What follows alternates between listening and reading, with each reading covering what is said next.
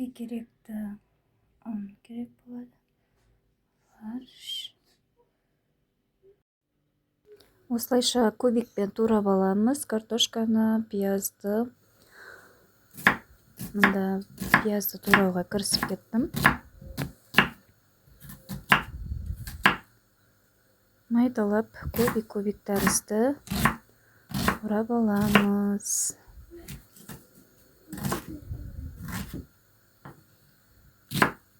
Мен қазір манты мен ораманы бірге жасайтын боламын.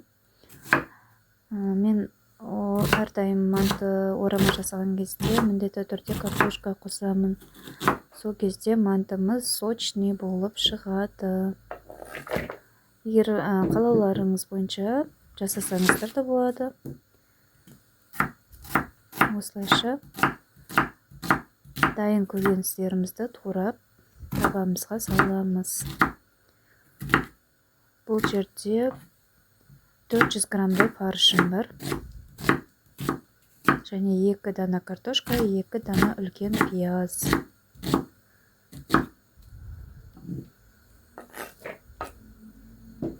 Дәл солай картошканы да кубик тәрізді турап аламыз.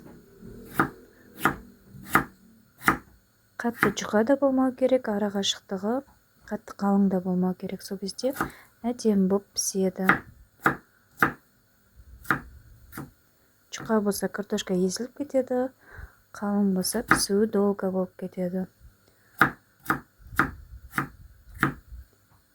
Осылайша картошкамыз турап болған соң, қамырды алдын ала жасап дайындап қоямыз. Мен мантының қамырын тұзды сумен ғана елеп дайындаймын.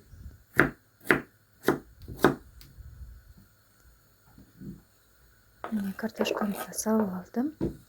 Екінші картошканы да дәл сол қалпында кубик тәрізді тураймыз.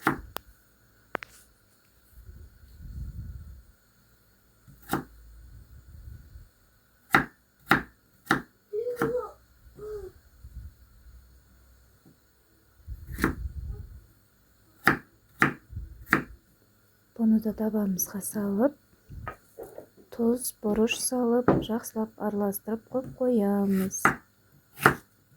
Өз-өзімен соқтары бөлініп, әдемі болып тұрады. Оға дейін қамырды жаюға кірісетін боламын.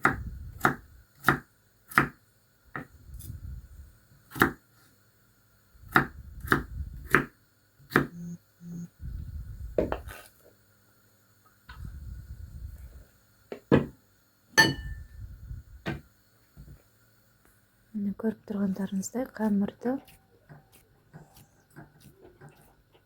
жаюға кірісіп кеттім.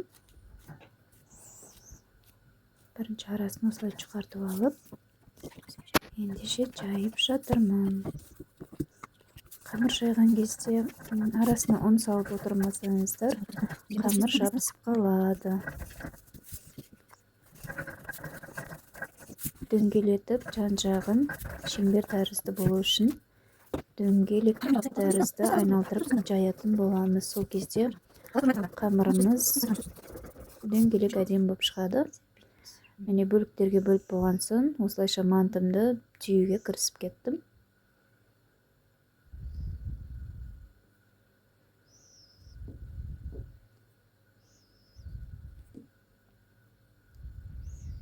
Түсірме, қиындатпа. Барлық мәнтілерімді түйіп болған соң, ораманы да жасап қойдым. Ораманың қамырын жайып болған соң, арасына май жағып начинкамызды салатын боламын.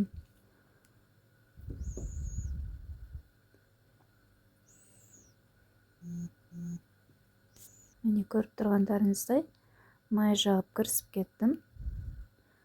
Айтпақшыдай, мен каналыма тіркелмеген болсаңыз, тіркеліп қойыңыз.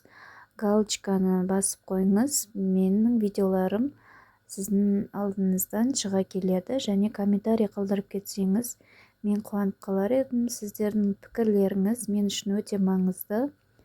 көріп тамашалағандарыңызға көп рахмет. Әлде алда неше түрлі ерекше тағамдар жасайтын боламын. Міне қамырым үлкен болғандықтан екі бөлікке бөліп алдым. Бөлмей салсаңыздар да болады. Мен мантваркам кішірек болғандықтан осылай екі бөлікке бөліп алдым да орамамды салдым.